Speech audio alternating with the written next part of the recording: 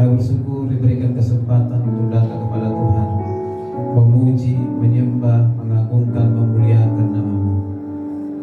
Bahkan teristimewa kami akan mendengarkan suara-Mu, mendengarkan firman-Mu yang berbicara kepada kami lewat hamba-Mu. Kami telah mempersiapkan telinga kami untuk mendengarkan kebenaran firman-Mu.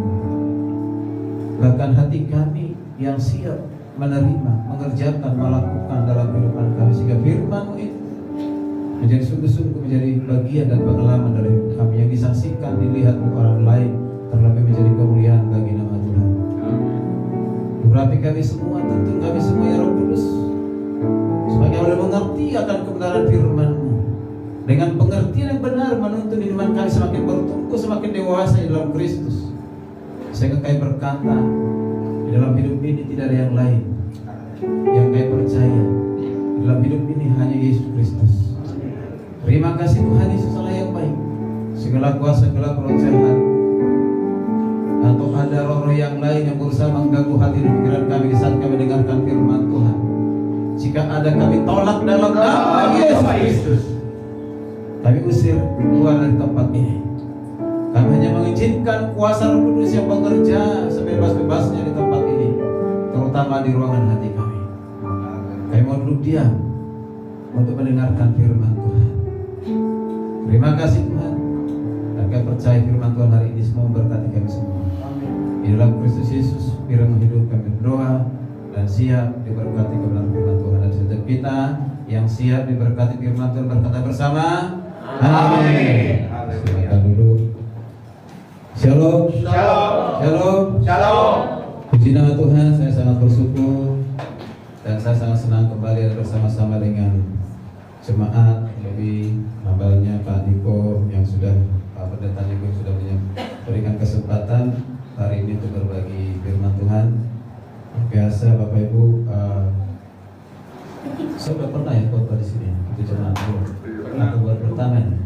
Pernah udah lama ya. Ya, sebagai yang pertama, berarti ini yang kesekian kali. Baik, puji Tuhan, Bapak Ibu. Berarti saya tidak perlu perkenalkan diri, sudah terkenal di surga. Amin. Haleluya. Ibu ini tidak terkenal di Kingmi ya. Ya, puji Tuhan, semua karena kemuliaan Tuhan. Bapak Ibu, kasih Tuhan. Ya, saya lihat di sini banyak mama-mama, bapak-bapak, ya, luar biasa anak muda. Semangat terus untuk mengiring Tuhan ya. Saya ingat dulu waktu saya masih usia muda, masih muda tuh masih muda ini ya. Yang muda dan juga masih ganteng, masih fresh begitu. Luar biasa. 5 tahun yang lalu saya kalau ke daerah Papua itu, saya sudah berapa kali, mungkin sudah ada hampir 5 kali kan ke Papua dan juga ke kemana itu, ke perbatasan Papua Nugini. Saya sudah 2 kali ke situ. Saya sangat senang. Pertama kali sebenarnya saya mau ke Papua itu banyakkan takutnya, ya, banyakkan cemasnya. Mengapa? Karena kita mendengarkan berita-berita banyakkan yang negatif tentang Papua dari media sosial ataupun dari televisi gitu, seperti orang mengerikan begitu. Ya, tapi rasa takut, rasa cemas saya itu saya kalahkan dengan karena saya mengasihi Papua. Amin. Ya. Dan juga pada saat dalam perjalanan naik pesawat, saya tahu berapa lama ke Papua itu. Kalau dia langsung sekitar 4 jam ya, 4 jam kalau langsung ya. Tapi kalau misalnya transit ke kemana, ke Makassar bisa 6 jam. Wah, lama juga. Kok di atas pesawat itu ngapain, lama sekali. Ya, maksud saya di sini, baik kasih Tuhan, kemanapun kita pergi, selalu kita berdoa selamat sampai tujuan. Amin. Ketika saya berdoa, setiap pelayanan pasti istri saya minta didoakan. Di dalam doa itu udah pasti Tuhan sertai suamiku supaya sampai di tujuan. Nanti selamat sampai ke tujuan. Puji Tuhan, selamat saya bisa ada di tempat ini. Nah, hari ini saya bicara tentang selamat, berbicara tentang keselamatan. Ini jarang barangkali dibicarakan di gereja-gereja. Gereja hari ini banyak berbicara bagaimana kau supaya diberkati, bagaimana kau supaya disembuhkan, bagaimana kau supaya berubah. Itu semua boleh dan harus. Bagaimana supaya prestasimu semakin baik, semakin meningkat, itu semua boleh saja. Tapi jangan mendominasi hal-hal yang seperti itu, lalu kita tidak mempersiapkan diri kita untuk memasuki kehidupan setelah kematian. Keselamatan itu ada dua. Pertama adalah keselamatan di dunia ini. Yang kedua adalah keselamatan yang akan datang untuk selama-lamanya. Keselamatan di dunia semua orang menginginkannya dan itu kebutuhan. Kebutuhan dari setiap orang. Doakan supaya dia selamat sembuh dari sakit penyakit. Doakan supaya dia tiba di tujuan dengan selamat. Kemanapun kita selalu itu doa kita. Hari ini kita mau bicara bukan hanya persoalan keselamatan di dunia ini, tapi keselamatan yang kekal. Amin. Kita akan baca tuh firman Tuhan di Roma 10.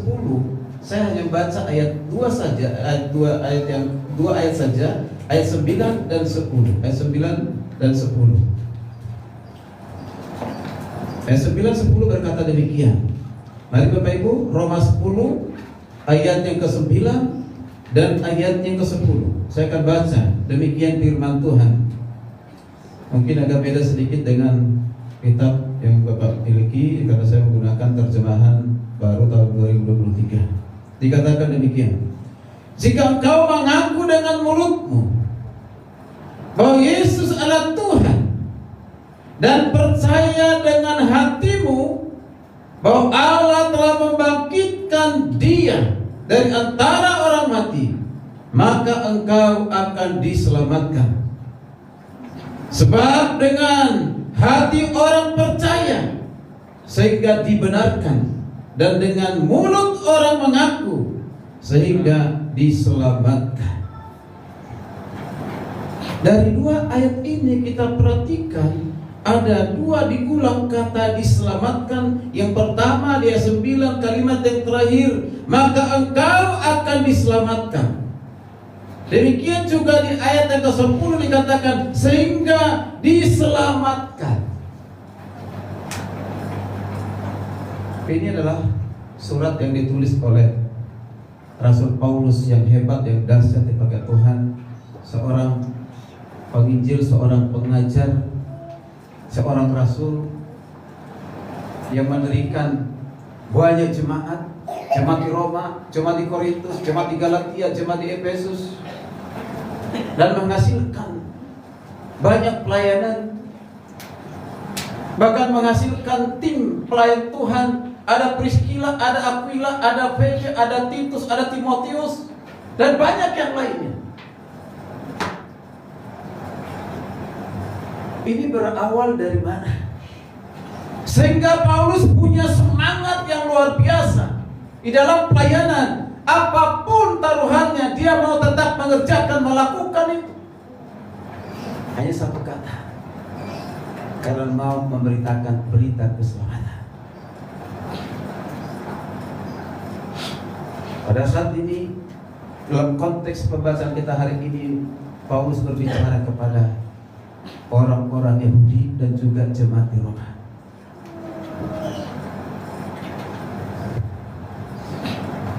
Bapak Ibu jemaat yang dikasihi Tuhan, kalau demikian berarti keselamatan itu adalah kebutuhan dari setiap orang.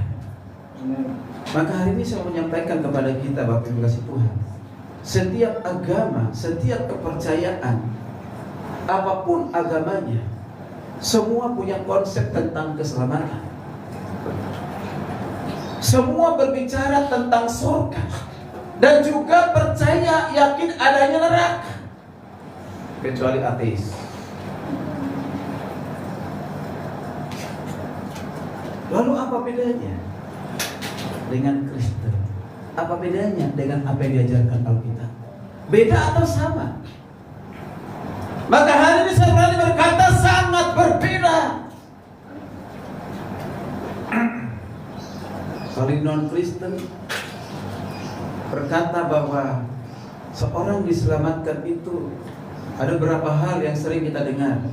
Bagaimana kau supaya selamat? Oh, hidup benar. Bagaimana kau supaya selamat? Engkau harus rajin beribadah, rajin beramal. Bagaimana supaya engkau selamat? Rajin kasih persembahan, persepuluhan. Semuanya rajin. Itu semua agama ajarkan.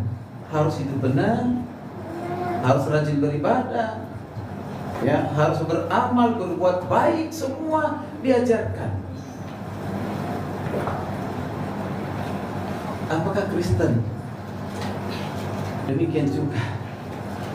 Tentu kita juga harus melakukan hal itu. Harus hidup benar, harus berbuat baik, rajin beribadah. Tapi ingat, kita melakukan semua itu bukan supaya kita selamat, tapi karena kita sudah bagian dari keselamatan. Amin. Amin. Amin. Itu bedanya. Dan juga sama katakan hari ini ketika kita bertanya kepada seseorang atau kepada siapapun umumnya, bahkan ada orang Kristen kadang-kadang tidak tahu bisa menjawab. Ada juga kalau terutama agama lain. Saya ini penginjil. Saya sudah beberapa tempat diutus untuk penginjilan, mengasihi Tuhan.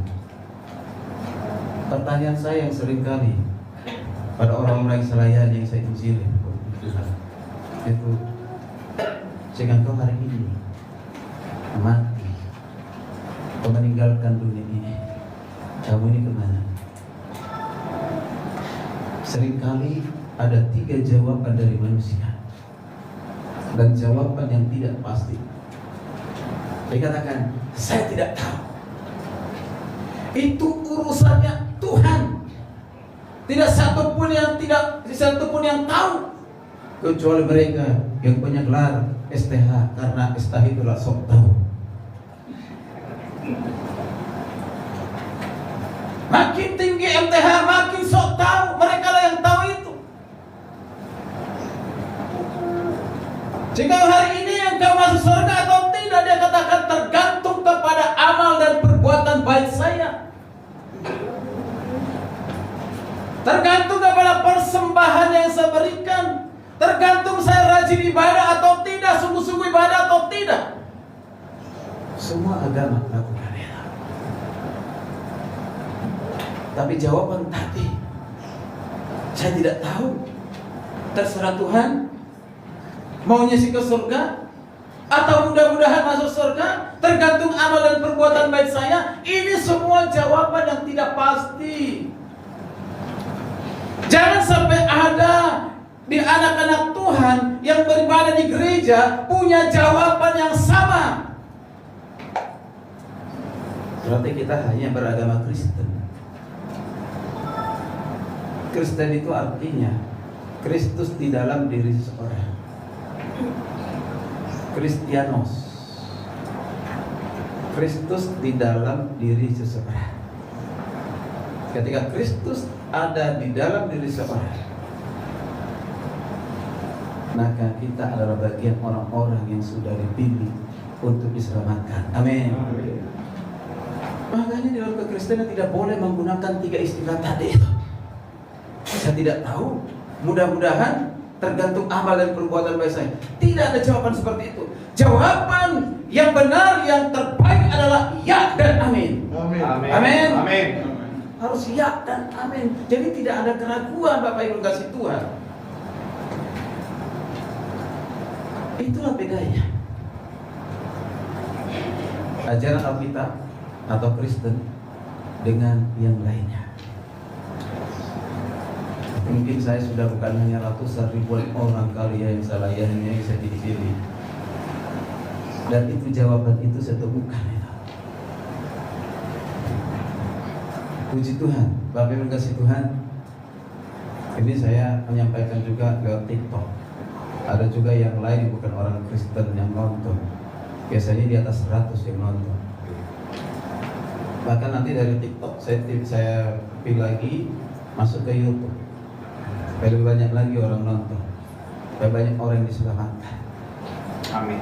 Bapak Ibu, sebelum kita masuk kembali kepada firman Tuhan yang sudah kita baca tadi, saya akan baca dulu Ibrani 9 ayat 27. Ibrani 9 ayat 27. Dikatakan demikian. Dan sama seperti manusia ditetapkan untuk mati hanya satu kali saja, dan sesudah itu dihakimi. Perhatikan baik-baik firman Tuhan ini. Manusia ditetapkan untuk mati hanya satu kali saja. Manusia itu siapa? Kita ini akan mengalami kematian satu kali di dunia ini. Setelah itu, jangan kita menganggap beres, sudah selesai, tidak ada persoalan lagi. Oh, justru setelah kematian itu ada kita memasuki kehidupan. Hanya dua, kematian yang kekal atau kehidupan yang kekal. Setelah kita mati secara fisik dari dunia ini, hanya dua kemungkinan: masuk dalam kematian kekal atau kehidupan yang kekal. Ada kata dihakimi. Siapa hakim itu?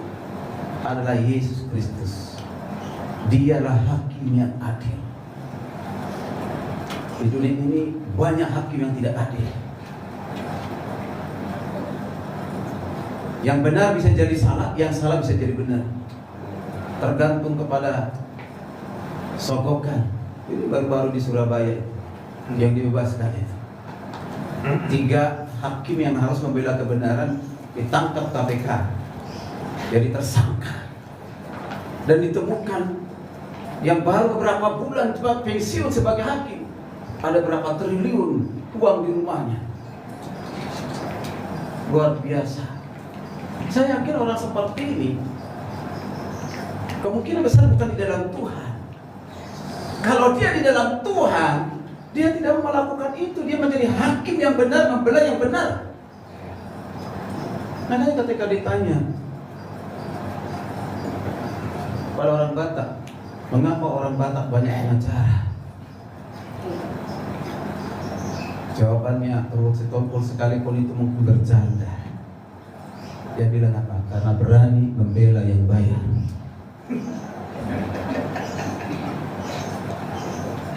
Wow, ada benarnya itu, Bapak Ibu. Itulah jadi pengacara-pengacara atau hakim yang tidak menggunakan hati nurani lagi dalam mengadili.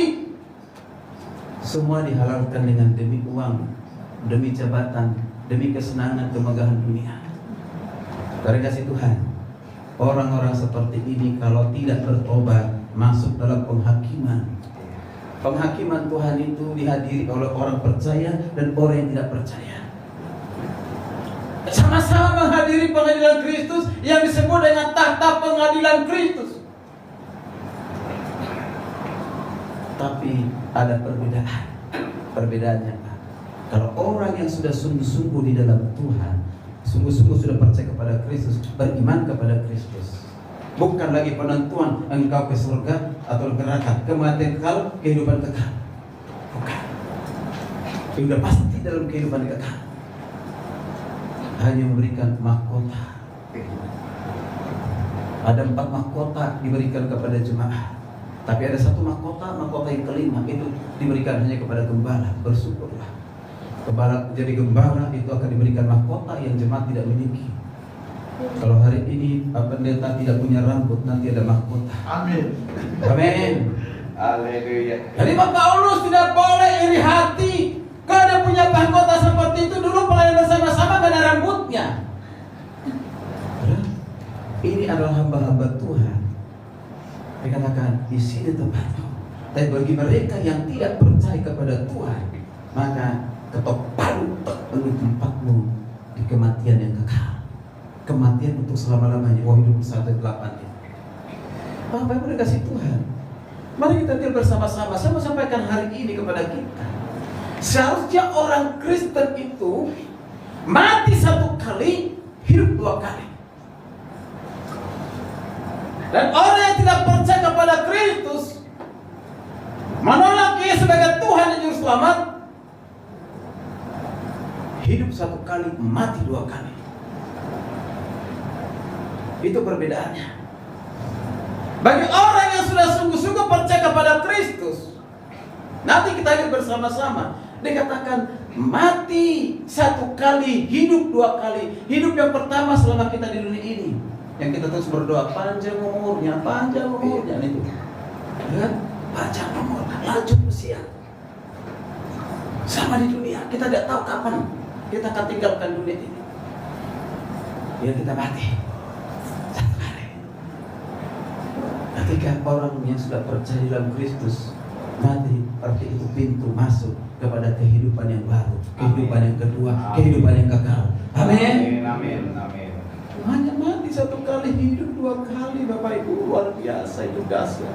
Tapi bagi yang tidak, saya serius menyampaikan ini supaya kita juga siapkan diri kita dan juga kita menyampaikan kepada orang lain, keluarga kita.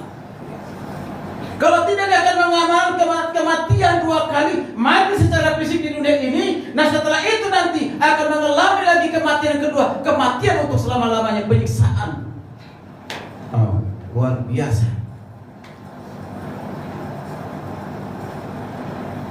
Maka hari ini firman Tuhan disampaikan oleh Rasul Paulus, yaitu kunci menerima keselamatan. Bagaimana saudara dan saya memperoleh keselamatan? Saya ini memperoleh keselamatan, kepastian keselamatan setelah 2 tahun lulus sekolah SMA, lulus SMA. Itu di Jakarta. Saya sudah jadi guru sekolah minggu di gereja HKBP. Saya sudah jadi ketua pemuda 2 kali di gereja HKBP. Saya lakukan semua itu dengan semangat, bukan karena pengenalan akan Tuhan, tapi karena saya mencintai seorang wanita. Dia lulus sekolah minggu, aktif juga pemuda, supaya ada kesempatan bersama-sama. Oh, itu pasti persiapan. Karena apa? Ada yang ada di hati. Nanti akan bersama-sama mengajar sekolah minggu, dia ada di situ. Oh, senangnya hati kan gitu ya.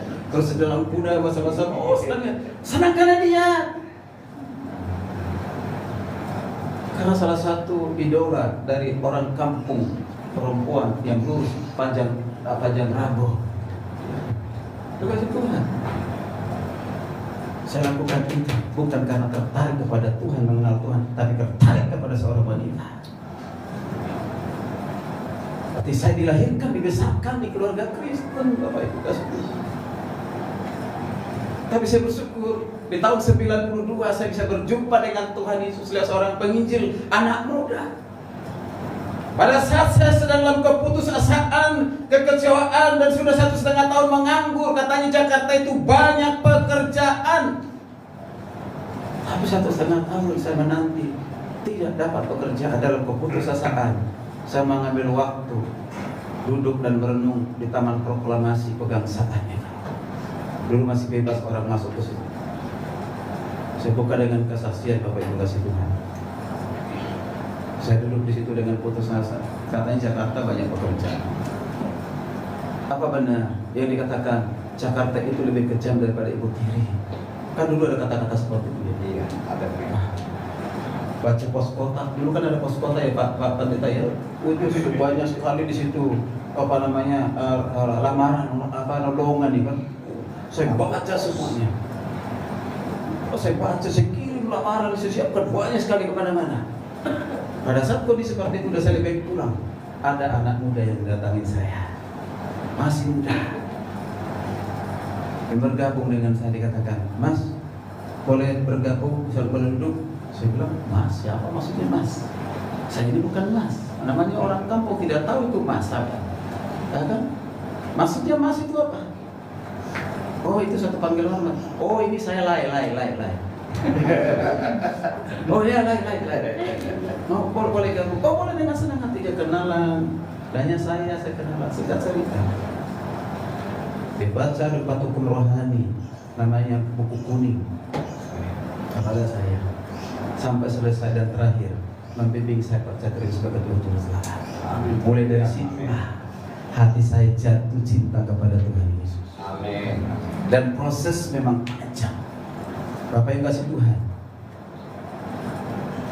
hari ini kita mau belajar bersama-sama dari pembacaan firman Tuhan yang kita sudah dengar hari ini. Dikatakan diselamatkan, berarti belum.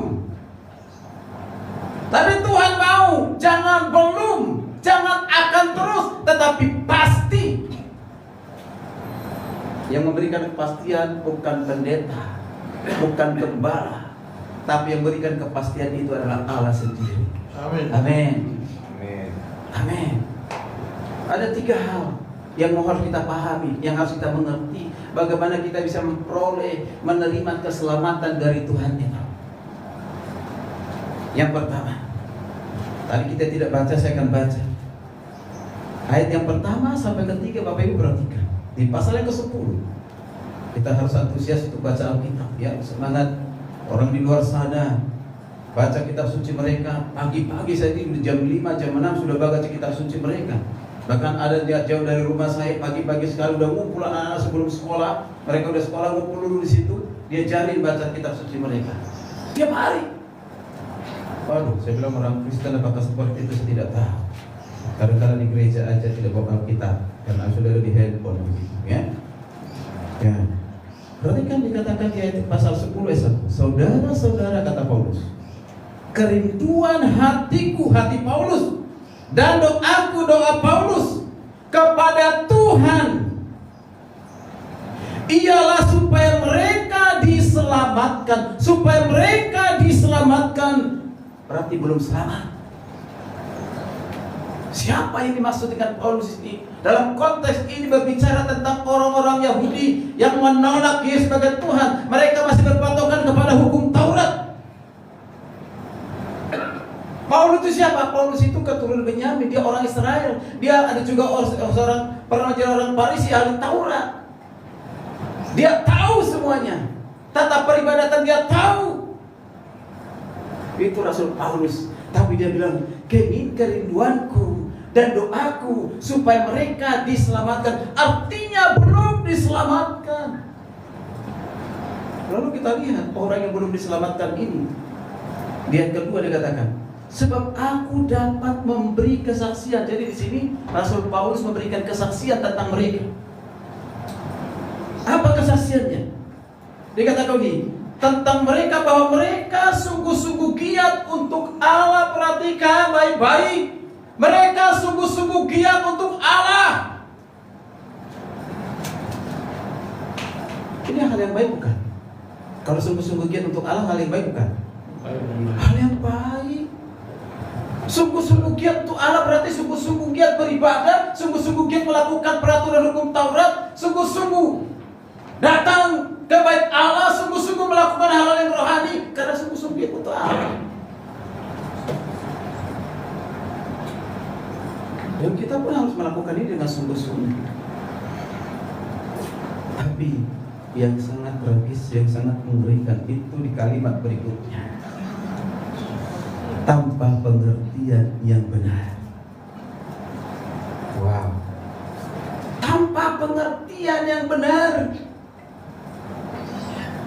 Hari-hari ini masih banyak orang yang sungguh-sungguh barangkali mulai dari pelayanan, beribadah, rajin ke gereja dan yang lain, melakukan semua sungguh-sungguh.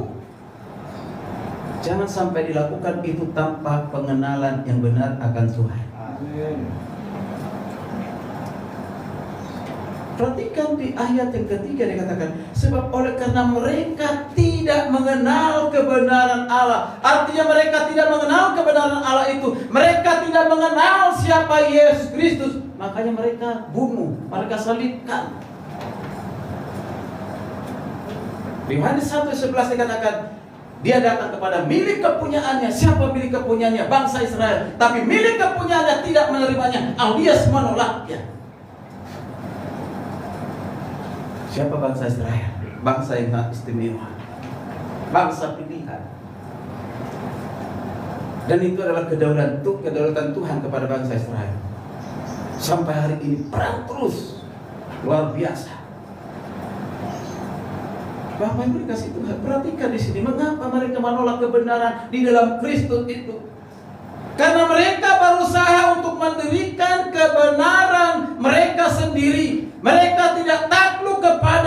kebenaran Allah.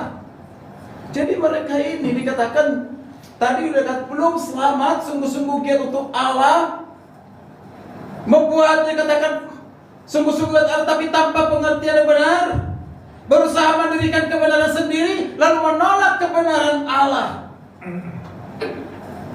Itu sebabnya mereka bertadi selamat.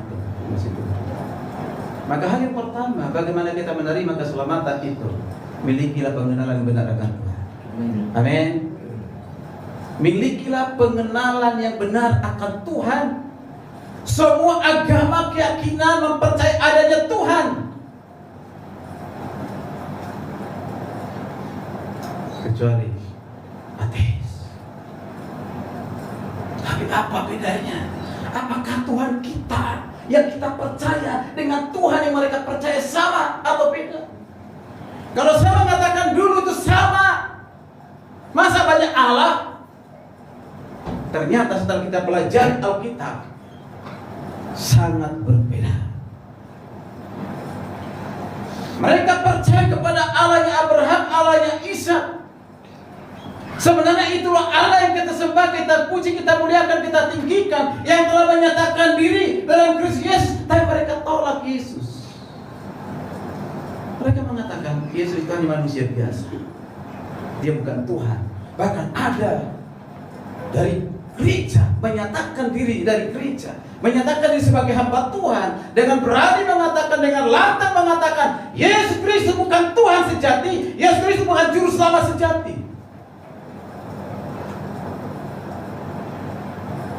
Akhirnya hasil orang yang mendengarkan itu, salah satu mahasiswa yang sekemuka, dia mengatakan Yesus itu Tuhan setelah dibaptis. Berarti Tuhan dadakan, Tuhan sebentar. Kalau itu pengertiannya berarti manusia menjadi Tuhan, bukan Tuhan menjadi manusia. Itu beda.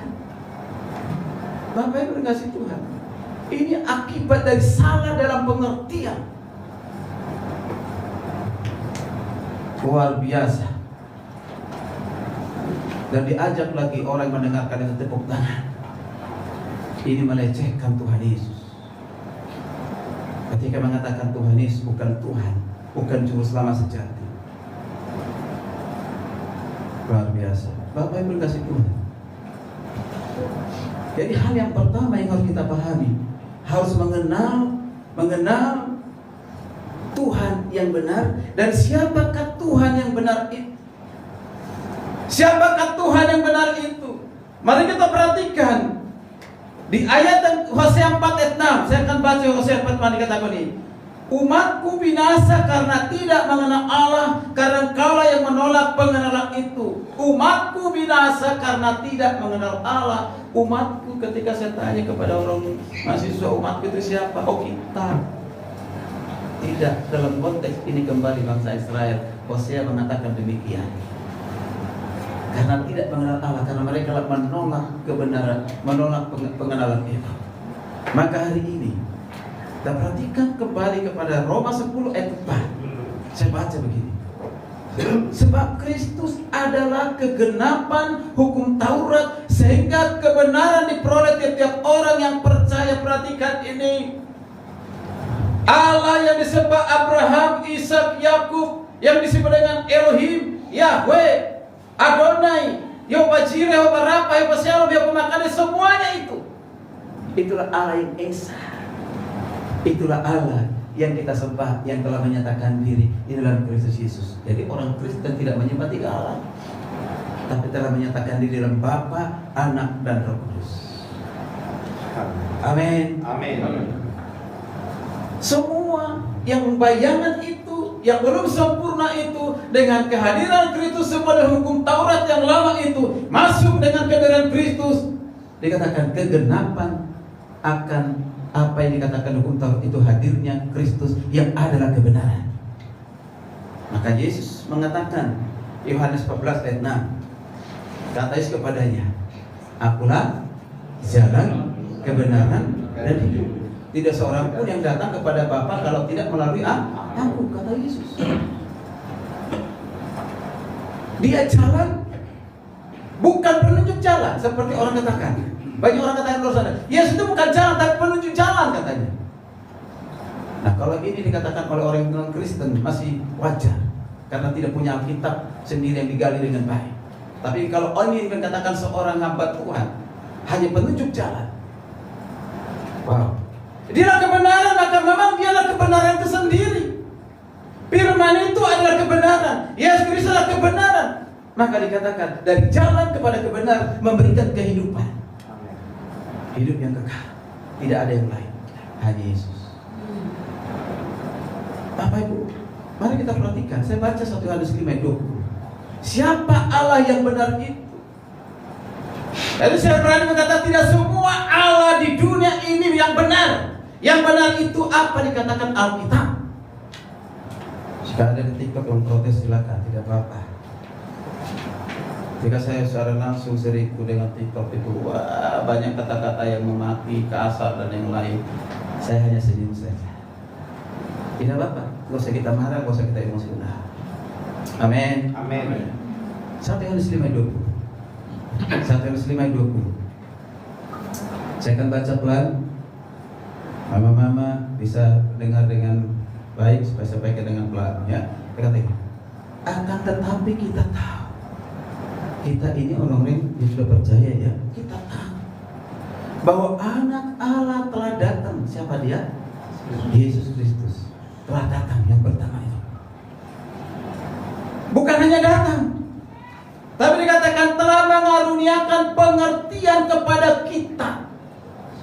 Jadi dikaruniakan pengertian kepada kita hanya bagi yang percaya.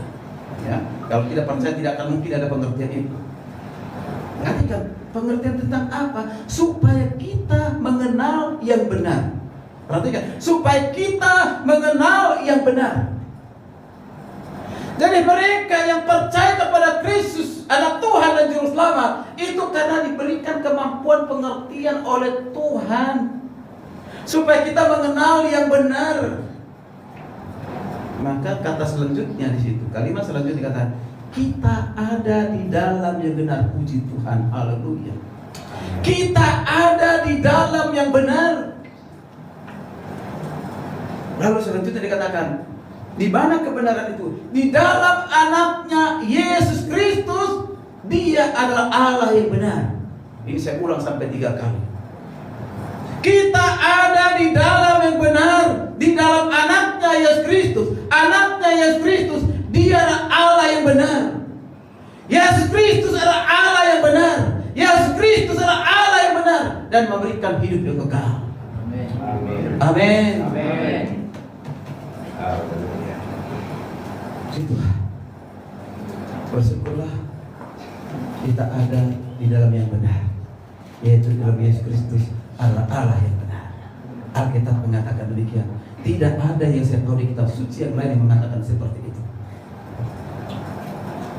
Bapak Ibu dikasih Tuhan. Jadi hal yang pertama yang harus kita pahami supaya kita menerima keselamatan itu, kenal dulu siapa Allah kita. Dan Allah yang benar itu adalah Yesus Kristus. Amin. Amin. Tapi tidak cukup. Dulu saya mulai dari sekolah minggu sampai ke SMA, bahkan agama saya nilainya bagus. Kalau aku belajar agama, wah itu kita senang belajar agama. Berusaha untuk nilai bagus, ya kan? Ya, terus saya tahu, pernah dengar Yesus Tuhan, Yesus Juru Selamat. Tetapi apakah itu sudah ada dalam hidupmu? Itu persoalannya. Ternyata belum. Maka yang kedua, jadi jangan hanya kenal. Dan artinya iblis pun tahu. Dikatakan, aku tahu engkau anak Allah, jangan binasakan kami. Dikatakan, aku tahu bahwa Allah itu Esa. Tahu. Orang yang tahu belum tentu mengenal. Dan banyak orang di luar sana tahu. Bahkan orang Kristen pun banyak yang tahu. Tapi ketika ditanya tentang kepastian keselamatan, masih ada 3 jawaban tadi. Maka hari ini dipastikan tidak ada jawaban yang ketiga itu di gereja di tempat ini. Amin. Amin. Berarti yang kedua harus apa? Kembali kepada ayat firman Tuhan yang sudah kita baca tadi. Di pasal yang ke-10 ayat ke-9 dikatakan. Perhatikan ke-9. Jika engkau mengaku dengan mulutmu bahwa Yesus adalah Tuhan. Wow, ternyata nggak cukup hanya tahu dan mengenal. Itu kita belum ada dalam satu kepastian. Tapi yang terpenting Rasul Paulus mengatakan harus mengaku dengan mulutmu. Mengaku dalam hal apa? Bahwa Yesus Kristus adalah Tuhan. Amin. Makanya saya heran, kok masih ada ajaran dari gereja mengatakan Yesus bukan Tuhan, Yesus bukan juru selamat sejati. Ayat Alkitab terlalu banyak yang mengatakan Yesus adalah Tuhan, dan pembuktian bahwa Dia adalah Tuhan bukan manusia yang membuktikan, tapi Tuhan sendiri yang membuktikan dirinya adalah Tuhan. Amin. Amin. Terus saya katakan Yesus adalah Tuhan, berarti perlunya mengaku dengan mulut. Mengaku dengan mulut berarti berkata-kata. Mulut ini dikaruniakan Tuhan untuk berbicara, berkata-kata, bersaksi. Jangan pernah menjadi orang yang malu tentang Kristus. Jangan pernah malu karena orang Kristen. Dulu saya malu jadi orang Kristen. Kalau ke gereja itu karena takut diledekin oleh teman-teman. Alkitab itu saya bungkus dengan koran dalam perjalanan. Mengapa? Karena teman-teman suka meledek. Ada lewat pastor, lewat pendeta. Ledekin teman-teman yang tidak mau ke gereja seperti itu. Bahkan Alkitab saya tinggal di gereja. Karena tetap mereka tahu itu Alkitab itu di dalam Quran. Hanya tinggal di gereja. Setiap mau ibadah baru saya ambil dari gereja. Tapi nggak pernah dibaca. Apa yang kasih Tuhan? Tidak ada pengakuan dalam mulut yang dituntut oleh Roh Kudus. Dan ayat Alkitab hari ini mengatakan apa dikatakan oleh Paulus menunjukkan pentingnya pengakuan terbuka di hadapan Tuhan. Bahkan terbuka di hadapan sesama manusia. Jangan pernah takut mengatakan bahwa Yesus adalah Tuhan, Yesus adalah Juru Selamat. Amin. Mengaku Yesus sebagai Tuhan berarti mengakui Dia adalah Tuhan, dan sekaligus dikatakan Dia adalah Tuhan yang telah menjadi manusia. Tadi firman yang telah menjadi manusia, nyanyian kita itu. Berarti Pak Paulus dengan firman Tuhan ini connect karena pimpinan Roh Kudus. Firman yang telah menjadi manusia. Tuhan yang sudah datang ke dunia dalam bentuk manusia untuk menyelamatkan umat manusia. Ini penting. Yesus adalah Allah sejati, tapi Dia juga adalah manusia sejati.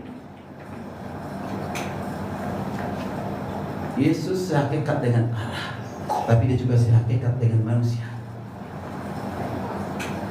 Ini saya penting sampaikan Bapak Ibu kasih Tuhan.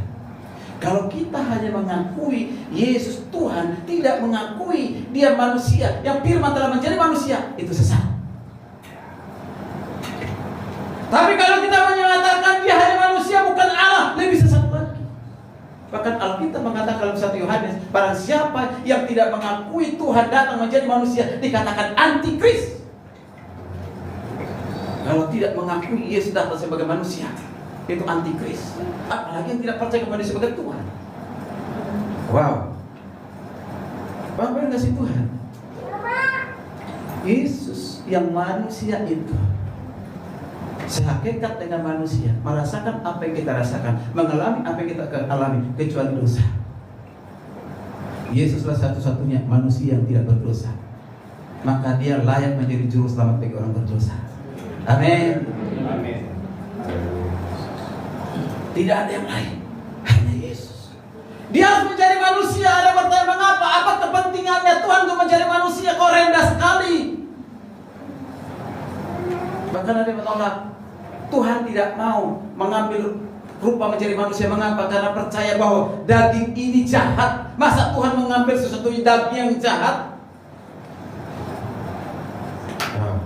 Ini ajaran yang sampai saat ini masih disebarkan di mana-mana. Mau sampaikan hari ini Bapak kasih Tuhan. Dia manusia yang tidak berdosa. Mengapa? Karena harus menjadi korban. Dia harus mati di kayu salib. Dia harus bangkit dari kematian itu, mengalahkan kematian itu, mengalahkan maut itu. Dan itulah pondasi dasar iman kita. Amin. Amin. Amin. Paulus berkata, seandainya Kristus tidak bangkit dari kematian, maka sia-sialah iman kepercayaanmu. Sia-sia, kata Paulus. Tapi puji Tuhan, Yesus seperti apa yang dikatakan oleh para rasul, apa yang dikatakan oleh para nabi, apa yang dikatakan oleh sendiri, bahwa hari ketiga dia akan bangkit, mengalahkan maut, dia akan bangkit dari kematian. Dan itu terjadi. Dan itulah awal sulung dari kebangkitan dari kematian Yesus Kristus, dan kita pun itu menjadi dasar iman kita. Amin. Jadi harus percaya dua-duanya, Yesus Allah dan Yesus juga manusia, juru selamat kita. Bapak Ibu, mengaku Yesus sebagai Tuhan, itu berarti harus dengan iman yang tulus. Amin. Amin. Mengaku kepada kebangkitan Kristus. Dengan demikian kita akan menerima keselamatan. Paulus berkata kepada Timotius di 2 Timotius 1:8, hai Timotius, jadi janganlah malu bersaksi tentang Tuhan kita. Sama seperti ini. Jangan malu jangan malu bahwa mengatakan Yesus itu Tuhan. Kadang-kadang kita kan kompromi dengan orang tertentu. Aduh, nanti kalau tahu saya pengikut Kristus, saya dikucilkan, direndahkan, jabatan saya tidak naik, pangkat saya tidak naik. Orang kompromi, takut. Tapi kalau sudah ada roh Allah di dalam dirinya, bukan roh ketakutan, roh Allah, dia akan mengatakan, ya Abba, ya Bapa, dan bersaksi kapanpun dimanapun bahwa dirinya adalah pengikut Kristus. Orang sudah percaya kepada Kristus, dia tidak akan pernah malu. Amin. Amin. Pentingnya iman yang tulus adalah dengan pengakuan kita. Di sini Paulus menekankan pentingnya iman dan pengakuan terhadap Yesus Kristus. Dia sebagai Tuhan, dia juru selamat. Itu apa? Tujuan untuk menerima keselamatan yang ditawarkan melalui karya Yesus di kayu salib. Barang siapa menolak karya Yesus di kayu salib, jangan harap memperoleh keselamatan yang kekal eternal, tapi yang ada kebinasaan. Karena dikatakan upah dosa ialah maut, kematian kekal. Wahyu 21:8, orang-orang yang tidak percaya akan masuk di dalam kematian yang kekal. Baik, kasih Tuhan, pastikan hari ini kita sudah ada dalam Kristus. Amin. Amin. Sekaligus Paulus mengatakan, kata mengaku dengan mulutmu bukan saja satu pernyataan iman yang tulus, tetapi juga saya mengatakan kepada jemaat di Roma, kepada orang Yahudi, orang Israel, engkau diselamatkan bukan karena melakukan hukum Taurat, bukan karena engkau mengerti peribadatan itu, ataupun beribadah, beramal, berbuat baik, bukan karena ketaatanmu melakukan hukum Taurat, kata Paulus, tapi karena pengakuanmu bahwa Yesus Kristus adalah Tuhan. Dia adalah manusia yang telah mati dan bangkit, maka akan diselamatkan. Menerima keselamatan, itulah dasar iman kita. Amin. Dan yang terakhir, yang ketiga, Bapak bisa sampaikan, kunci menerima keselamatan itu yang pertama tadi memiliki pengenalan yang benar akan Kristus, akan Tuhan. Yang kedua, perlunya mengaku dengan mulut, pengakuan. Yang ketiga, di ayat yang ke-9 itu masih dikatakan kalimat berikutnya, perhatikan baik-baik, dan percaya dalam hatimu. Perhatikan, percaya dalam hatimu Allah telah membangkitkan dia dari antara orang mati, maka engkau akan diselamatkan. Percaya, pistis iman. Jadi jangan mengaku dengan mulut, dengan mulutnya saja, tetapi di hatinya tidak. Mulut dengan hati harus menyatu. Amin. Amin. Amin. Banyak orang percaya Yesus Tuhan, percaya Yesus itu selamat, percaya, Dia percaya. Berarti mengaku dengan mulut. Tapi nanti kata, oke, kalau begitu puji Tuhan, kau percaya. Nanti kalau kau mati kemana? Aduh, kalau itu saya nggak bisa jawab. Saya tidak tahu. Ya urusan Tuhan lah. Gak ada yang berani mengatakan, karena belum ada yang pernah ke surga. Berarti ini hanya percaya dengan mulut, tetapi hatinya tidak. Amin. Amin. Amin. Harus percaya dengan hati. Paulus di sini luar biasa. Percaya dalam hati. Dikatakan Allah telah membangkitkan dia, membangkitkan Yesus dari antara orang mati. Itu harus kita percaya. Kalau orang tidak mengerti hal ini, masa Allah membangkitkan Allah? Kalau nggak mengerti nih, orang Kristen dia juga tidak mengerti ketika kita, ya Allah bangkitkan oleh Allah. Kata Yesus, Allah kok dibangkitkan oleh Allah? Yang dibangkitkan itu adalah tubuh manusianya. Amin. Amin. Ini menunjukkan bahwa jemaat di Roma kita semua harus memiliki keyakinan yang kuat tentang kebangkitan Kristus yang telah mengalahkan maut, mengalahkan dosa dan memberikan kemenangan. Amin. Amin. Kebangkitan Yesus itulah tadi dengan fondasi dan sentral iman orang percaya. Wow, itulah bedanya kita dengan agama lain, keyakinan yang lain. Bahkan dalam Roma 10:9 ini menekankan iman yang tulus, pengakuan yang tulus terhadap Yesus sebagai Tuhan dan keyakinan tentang kebangkitannya. Ini menjadi sekali lagi fondasi iman orang percaya untuk menerima keselamatan. Wow, Bapak kasih Tuhan. Hanya mereka yang punya hubungan pribadi dengan Kristus yang akan membuka hati dengan percaya dengan mulutnya, membuka hati kepada Kristus. Ya. Dan ini hari ini kita bersama-sama, Bapak Ibu dikasih Tuhan, di penutup firman Tuhan ini, pentingnya memiliki hubungan pribadi dengan Yesus. Maka saya mengatakan sesuai dengan Alkitab, ketika manusia pertama jatuh dalam dosa, tidak memiliki hubungan persekutuan dengan Tuhan, dan manusia tidak dapat menyelamatkan diri sendiri dengan cara apapun, mau cara dengan cara agama.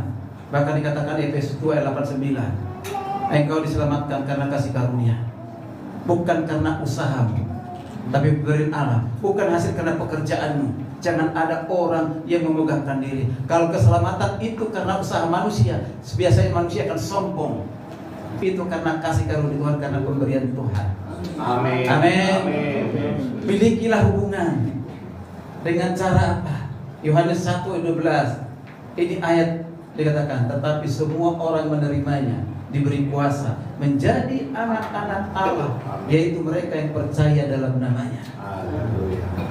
Menjadi anak-anak Allah. Siapa menjadi anak-anak Allah? Anak-anak rohani, anak-anak kerajaan. Siapa mereka? Mereka yang percaya kepada Kristus.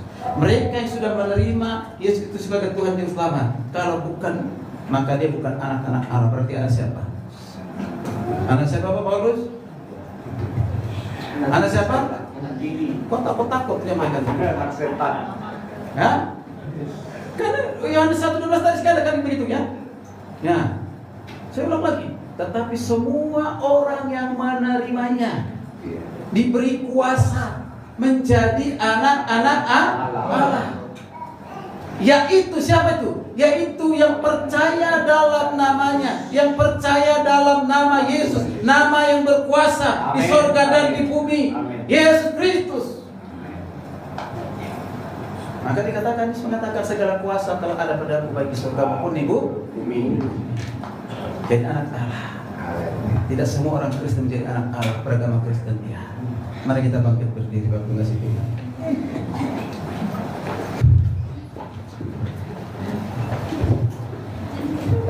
Sebelum kita berdoa mengucap syukur buat firman Tuhan,